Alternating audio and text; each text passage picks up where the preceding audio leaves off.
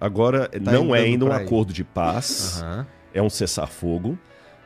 Não posso afirmar para longe de qualquer questionamento, mas é muito forte a ideia de que a eleição do Trump tem relação direta com isso. É muito forte. Assim, como eu falei... Porque do ponto de vista religioso não mudou nada. Não, né? não, mas do ponto de vista militar, político. Total. Você entendeu? Já falaram que tem um apoio total e Exatamente. Israel, né? Antes que ele fosse, ele já deu a real. Deixa eu sentar na cadeira que vocês vão ver. Então, assim, são coisas assim da história que você não pode provar, afirmar, mas tem todo um sentido, né? Não crer nas burras, pelo que lo há. Então, assim, o Trump foi, Israel agora já aceitaram, vão fazer acordo, o Irã está caladinho, a Síria está querendo estabelecer relações diplomáticas com os Estados Unidos, embora teve a coincidência do Bashar al-Assad cair um pouco antes disso. Agora, Israel é realmente persona non grata ali, pelos vizinhos, eu digo. Para o Ocidente, Israel é a única democracia do Oriente Médio. Alguém pode falar, não, mas a Síria tem eleição. Tem eleição, mas que tipo de eleição? O Líbano também tem, mas que tipo de eleição? Você entendeu? É igual a Venezuela, também tem eleição. Então vamos ver que tipo de eleição que a gente está falando. Israel não, Israel é uma democracia. Você pode falar mal do Netanyahu lá, que você não vai ser preso, não vai vir polícia secreta na sua casa, não vai vir ninguém, sabe? Lá, eu conheço Israel e conheço os países em redor. Mesmo o Egito, que é mais tranquilo, mas vocês viram quanto problema teve com os presidentes do Egito e tudo mais, e o cara fica no poder aí 30 anos, 20 anos. Interessante que o próprio presidente Lula, uma vez ele falou, né? Qualquer político, ele falou isso. Qualquer político que quer 3 mandatos é um ditador. Quando na época que ele estava na segunda, eles já queriam que ele concorresse à terceira. Ele deu essa declaração. Não, qualquer estadista que luta por mais de 2 mandatos é um ditador. Então, quer dizer, nesse ponto eu concordo. Então, quer dizer, o camarada vai perpetuando o poder e quando o cara sai, entra o genro, entra o filho, sabe? E o Oriente Médio é assim. E eles misturam muito a política com a religião. Eles misturam demais, demais mesmo. E aí eu vou contar que o grande drama de tudo isso é que os crimes em nome de Deus são os mais hediondos de todos os crimes. Se você chegar aqui e ouvir uma história que um traficante fez mal para uma criança e para uma família e com requinte de crueldade, nossa, que coisa chata que aquele traficante fez. Mas se você descobrir que foi um pastor, que foi um padre, que foi um líder religioso, o choque é muito maior. É mesmo. Olha o caso do João de Deus. Vamos pegar 2 casos emblemáticos aqui. Você tem o João de Deus e teve um outro médico, que eu esqueci o nome dele aqui, que também zombou várias mulheres. Eu estou evitando algumas palavras aqui para o YouTube, não. Mas a galera sabe do que eu estou falando. Eu esqueci qual foi o médico aí também que foi preso. O médico foi preso. Ele também pegou várias mulheres e fez barbárie com essas mulheres. Ele foi preso. O João de Deus também foi preso. Mas o crime do João de Deus foi mais hediondo. Juridicamente falando, foi o mesmo crime. Emocionalmente, o do João de Deus foi pior, porque ele trabalhava com a fé, com a espiritualidade. As pessoas confiam, tá entregue ali, né? Exatamente. Então, o crime em nome de Deus, ele é o pior de todas as sandices. E lá são feitos crimes em nome de Deus. Quando o camarada vem... esse que é o ponto que a gente tem que pensar. Mas você está atacando a religião do outro. Não é que eu estou atacando a religião. Estou falando que tem um Alcorão ali de todo tamanho. Uma vez alguém falou assim, vocês aqui têm que parar de discriminar os muçulmanos, porque quando você coloca isso, parece que todos os muçulmanos são assim e tudo mais. E falaram isso para uma parlamentar lá na América, ela falou assim, uma menina estava brava, sabe? Falando assim, vocês têm que parar de falar contra os crimes. Aí até colocavam assim, porque quando um camarada vai e ataca uma escola, vocês não falam o seguinte, um jovem cristão atacou uma escola. Mas quando um muçulmano vai, tem que falar assim, um muçulmano atacou. Por que não fala um cristão atacou? Bom, nós temos 2 diferenças básicas aqui. A primeira delas é o seguinte, quando um cristão louco vai e pratica uma matança, uma escola adventista lá da Califórnia, agora no mês passado, uma escola pequenininha, nossa, um louco, chegou lá, abriu fogo, matou 2 crianças. Uma escola adventista. Eu estava lá na Flórida, quando eu vi essa história na Califórnia, foi uma comoção. Caraca. Um louco lá. Depois, aí realmente o cara faz isso, depois se mata. Você entendeu? Eu não sei se esse cara era cristão, o que ele era. Mas só que ele não fez aquilo gritando Jesus é grande. Mas quando o cara vai e explode um lugar gritando Allah Akbar, Allah é grande, desculpa, esse cara pode até vir de uma família cristã, pode ser católico, pode ser protestante, mas dificilmente você encontra um cara que fala o seguinte, Jesus é grande e explode você. Eu acho que o que eles querem dizer é que não é todo muçulmano Não, isso é óbvio que é. É óbvio. Só que o que acontece é o seguinte, no mundo existem quase um bilhão de muçulmanos. É quase 1 bilhão, não sei se são 700 milhões agora de muçulmanos. Se você tiver 1% de muçulmanos que apoiam a jihad, que apoiam a hostilidade contra o Ocidente, não é difícil ter, porque muitos são ensinados assim desde pequeno. Eu estou falando de 7 milhões de muçulmanos perigosos. 7 milhões é uma fatia muito grande de gente perigosa para eu ficar calado. Você está entendendo? Que ensina desde pequenininho criança a cortar pescoço de animal, falando que são os infiéis. Que ensina que judeu tem que morrer. Então existe isso. Isso está falando do Hamas ou dos terroristas e tudo mais? Em muitas culturas muçulmanas ao redor do mundo, simplesmente faz o seguinte, eu sugiro que quem estiver talvez revoltado com a minha fala aqui, leia um livro da Aylan. Aylan Illy, o nome dela é bem difícil, Aylan Illy. Eu li o livro dela há muito tempo, chamado Infiel. Se talvez jogar no Google aí vai aparecer. Infiel, o nome dela é Aylan Illy. É um nome difícil. Essa mulher, ela conta a história dela. Ela veio de um país da África, fugida, e ela foi circuncidada na infância, porque a família dela toda ali, eles eram de cultura que as mulheres tinham que ser castradas. Uhum. Eu não estou falando de um louco, porque essa é a diferença que temos que falar. Se eu estou pegando a parte pelo todo, realmente eu estou cometendo um crime. Você entendeu? Vamos supor que um católico aí chega agora e explode uma bomba na porta de uma igreja evangélica. Um pastor louco vai e explode uma bomba na frente de um centro espírita. Ou um fanático conservador vai e mata um travesti. Uhum. É errado falar que os protestantes matam travestis, que o católico mata protestante, que o protestante fala, não, é ridículo, foi um católico, foi um protestante. Aí realmente não posso tomar parte pelo todo. Agora, quando eu tenho uma cultura hegemônica estabelecida em vários lugares do mundo, eu não estou falando de uma muçulmana louca que foi lá e cortou o clitóris de uma menina. Eu estou falando de uma cultura inteira que ensina que isso é o correto. Achou o livro aí no Infiel? É esse mesmo. Aylan Illy Ali, Infidel, My Life. Tem esse livro em português. Leiam a história dessa mulher, o que ela passou. Você entendeu? Tanto é que ela é interessante. Hoje, ela é uma ativista. A revista Time considerou em 2015 essa mulher um dos nomes mais influentes do mundo em 2015. Uhum. A Time colocou ela... Não dá para dizer que essa cultura não existe em parte da África, da Ásia. Não dá para dizer que não existe. Tem. É só ler o caso dessa mulher, eu não estou inventando. Então não estou falando, é diferente. Então quando o pessoal porque se ela não existisse, a gente não tinha eventos com Homem-Bomba e tudo mais. Exatamente. Né? Então assim, esse que é o ponto. A diferença que o pessoal tem que ter não é uma questão de lógica, gente. Porque muita gente se dói e fala o seguinte, está detonando com os muçulmanos. Mas é que eu não sei também qual parte de todos os muçulmanos que pensa assim ou que estaria disposto a sei lá, entregar a vida. Sim, eu fui bem modesto aqui, eu coloquei 1%. Eu não sei. Mas tem países que é mais do que isso, porque ali é um país inteiro. Se você pegar só o Afeganistão, é muito mais do que 1% de todos que estão no mundo. Se você pegar Lá em Israel é mais ou menos isso que eles estão pensando lá? Não em Israel. O Hamas. E aqueles que apoiam o Hamas. Tá, entendi. Tá. Você entendeu? Israel não.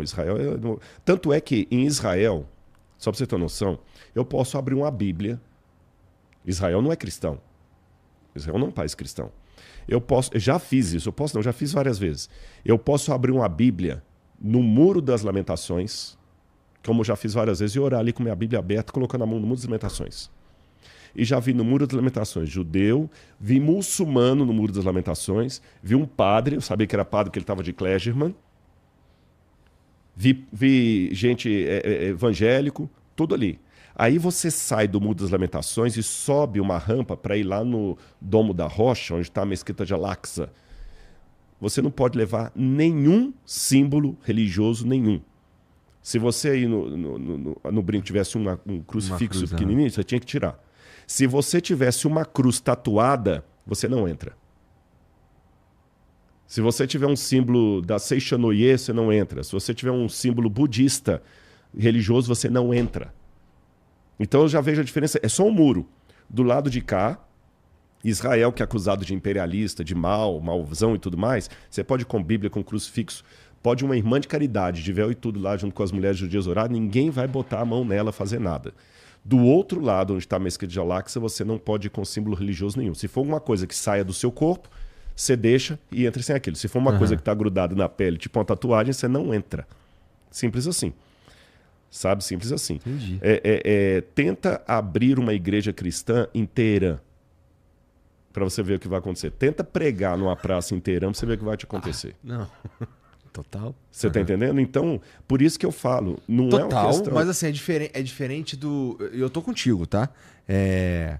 Mas é diferente de assim, putz, toda essa galera aqui tá disposta a morrer pela causa, tá ligado? Eu sei que não é isso que você tá dizendo, tá ligado? Mas é porque tem uma galera que pode ouvir o que a gente tá dizendo e pode pensar que tá levar absolutizando. pra essa.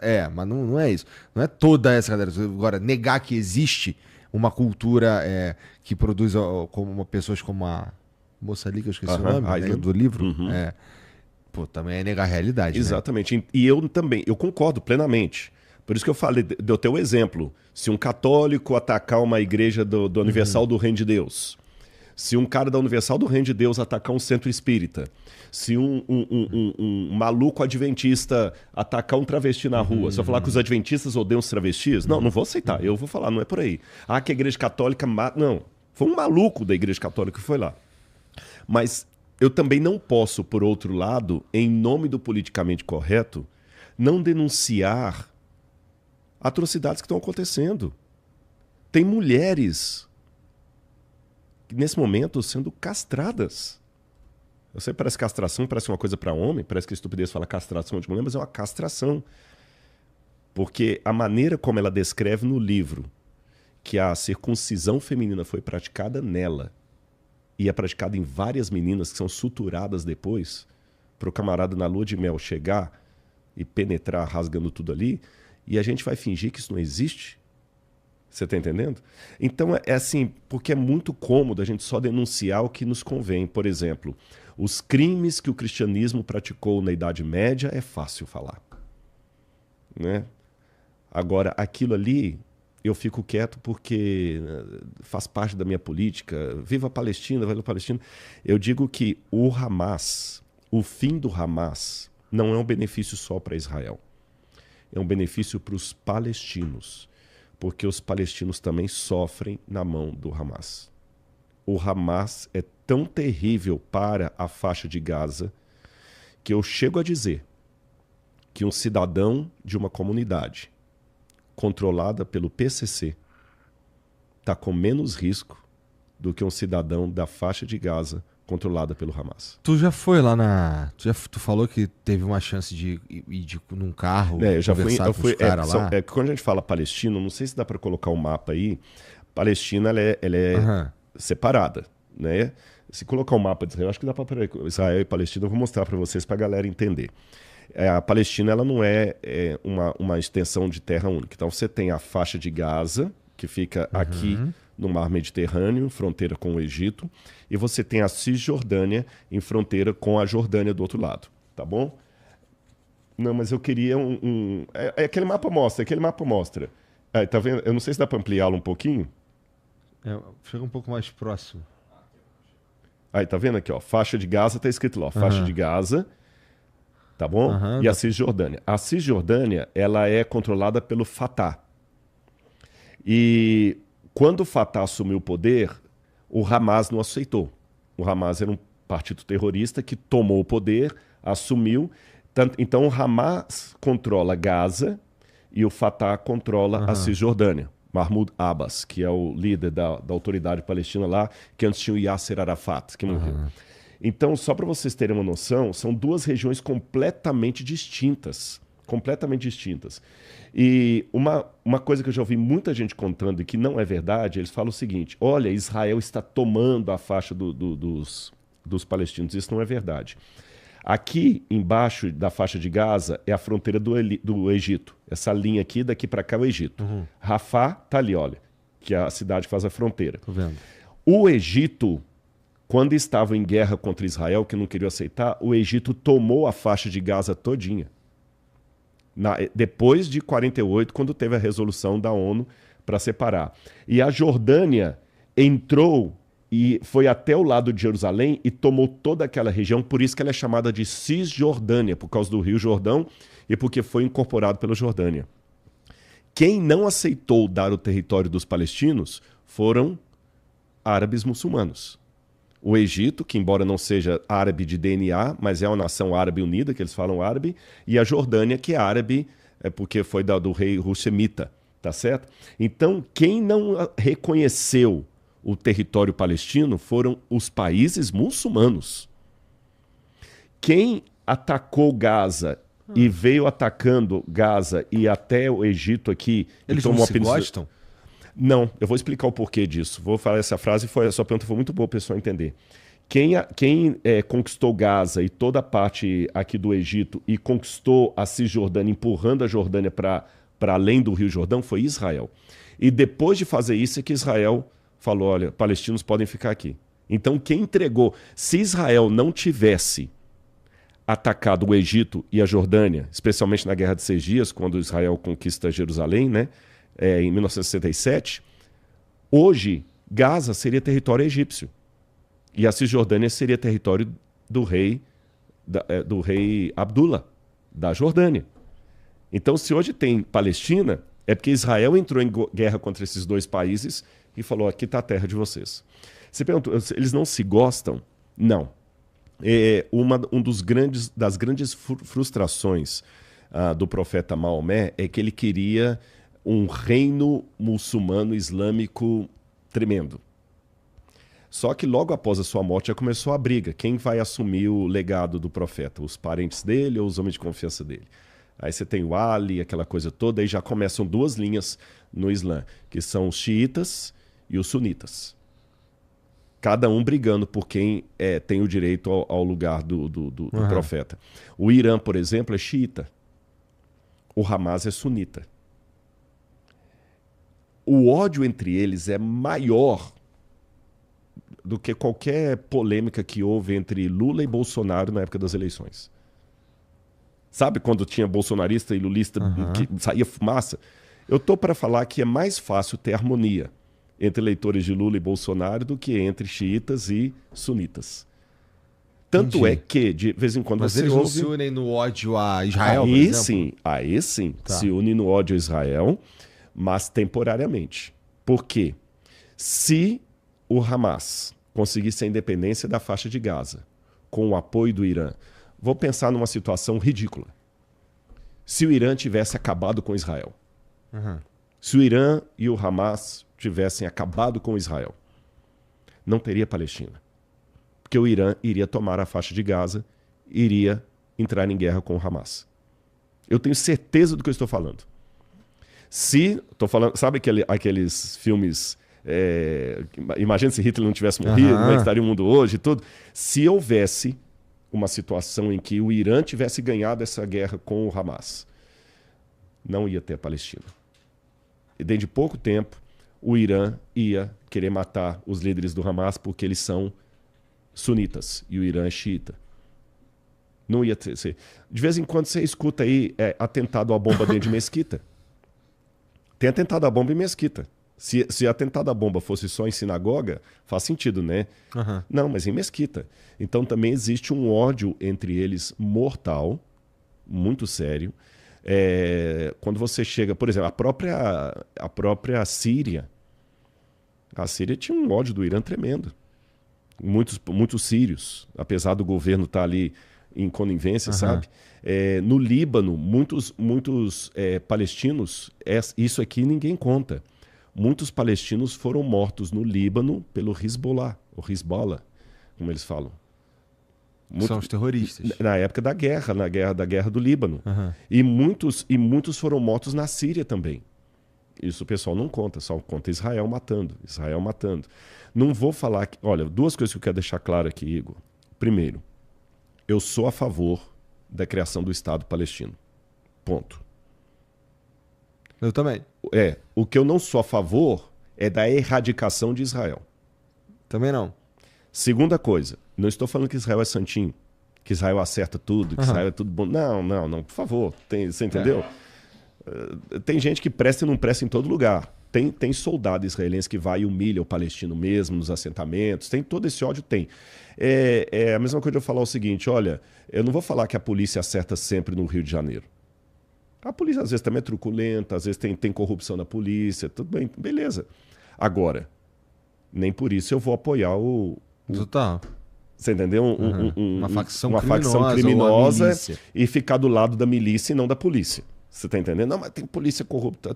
Tudo bem, então você vai escolher. Mas pelo menos existe ali, pelo menos assim, existe a possibilidade de ter alguém olhando e tudo mais. Exatamente. Tem alguma noção de governança, se bem que tem no crime organizado também tem. Mas ali tem, sei lá, tem ali o respaldo do Estado. Exatamente. Então não vamos confundir.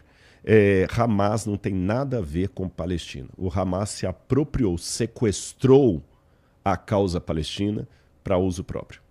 Mas eu sei as coisas terríveis que eles fizeram. Concordo, total. Acho que isso daí tem coisa que a gente viu mais ou menos na época do ataque, né? Alguns vídeos apareceram e tal, umas coisas assim sinistras e tal.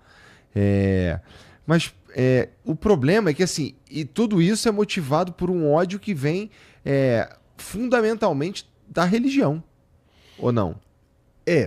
Deixa eu parar para responder com calma essa pergunta, para também não tornar a religião a causa de todos os males. A religião, ela tem a capacidade de potencializar o que você tem de mais forte. Total. Eu acho que eu me expressei errado. Eu acho que eles usam a religião para potencializar ou para justificar ou qualquer coisa assim o ódio, né? Só que isso é ensinado há muito tempo. Eu sei porque eu troquei uma ideia com o filho de um dos caras que criou o Hamas. Sim, que escreveu o livro. Isso. Quando ele teve no Brasil, você conseguiu entrevistá-lo? Ele veio aqui. E eu fiquei frustrado que eu não o conheci pessoalmente. Então, aí a gente trocou uma ideia sobre isso. Ele tava, e assim, dizer que os caras não doutrinam desde moleque, aí tá maluco, tá negando a realidade também. É o que eu falei, a gente não cortar pescoço de coelhinho, de cachorrinho, para fazer falecer um infiel. Agora, é que a religião, como eu falei, a religião... ela consegue fazer um acerto muito grande, um estrago muito grande. Como eu falei, a religião pode produzir uma Madre Teresa de Calcutá, pode, uma Mahatma Gandhi, mas também pode produzir um João de Deus. Um Jim Jones, aquele pastor da Guiana lá, sabe? Um David Koresh. O David Koresh era um ex-adventista. Teve um dia que o David Koresh frequentou a escola sabatina, não da igreja que eu frequento, mas da minha religião. Entendi. Você entendeu? Aí eu fico pensando assim, meu pai do céu, o que ele aprendeu dentro da igreja adventista para virar o David Koresh e provocar tudo aquilo ali? Então eu não sei quem é esse, qual o caso o David Koresh, ele é parecido com Indiana Jones, o pastor do diabo, só que ele ficou menos famoso. Tá. É que o pastor do diabo promoveu uma morte coletiva. O David Koresh, ele foi pegar em armas mesmo para ele explodiu a casa com todos os que estavam com ele ali e tudo mais. E o nome dele não era David Koresh mesmo, esse foi um apelido que ele teve para dizer que ele era o Messias, o maluco, né? Então, assim, sabe, é complicado. Aí que eu sou obrigado a deixar que o meu lado religioso fale agora. Existe um grande conflito muito maior do que o conflito entre Hamas e Israel, do que o conflito entre Rússia e Ucrânia, do que o conflito entre a polícia do Rio de Janeiro e as organizações criminosas. O conflito do bem e do mal. Esse conflito cósmico, sem tréguas. Ele não admite neutralidade, ele não admite cessar fogo, ele não admite trégua. E ele está acontecendo nesse momento aqui entre nós. E cada um tem que tomar uma posição. Ficar neutro é assumir o lado errado. Os dois lados querem você. Você que vai decidir para qual você vai lutar. Então esse conflito cósmico ele está acontecendo o tempo todo. E esse conflito cósmico acontece dentro das casas, da maneira como eu trato meu vizinho, da maneira como eu digito um comentário nas redes sociais, sabe? Com pseudônimo lá, que ninguém está vendo que sou eu. Da maneira como eu trato uma menor de idade. A gente tem que denunciar isso. Eu fico assustado. Eu recebi um documentário esses dias aí que fala de quantos segundos que um maníaco precisa para pegar um perfil de uma criança e assediar essa criança. Nossa. Você tá Segundos? entendendo? Segundos. Nesse documentário eles fazem o teste ali, ficam, a gente, é lógico, perito, eles simulam, fazem um perfil fake de criança e eles ficam marcando ali, acho que foi 35 segundos já apareceu um cara conversando com a menina lá e o perfil dele tinha um pênis no coisa lá. Nossa. Você tá entendendo? Então, assim, o mundo tá entregue. Não vou falar que o mundo tá entregue a si mesmo, porque senão eu vou desacreditar de Deus. Mas que eu já não tenho mais aquela visão romântica da humanidade boazinha, que eu falei lá do Augusto Comte, não tenho, não. Sabe? O apóstolo Paulo falou na carta a Timóteo, porque nos últimos dias os homens irão de mal a pior, enganando-se e sendo enganados. Nos últimos dias os homens se tornarão desafeiçoados, traidores, arrogantes, inimigos dos pais, amigos dos prazeres, antes amigos dos prazeres que amigos de Deus. E Paulo termina falando, Timóteo, foge também desses. 2 Timóteo capítulo 3, acho que é verso 15 em diante. Então, isso é muito sério, a gente tem que se posicionar. A maneira como eu respeito ou discordo da opinião do outro, isso diz muito de quem eu sou.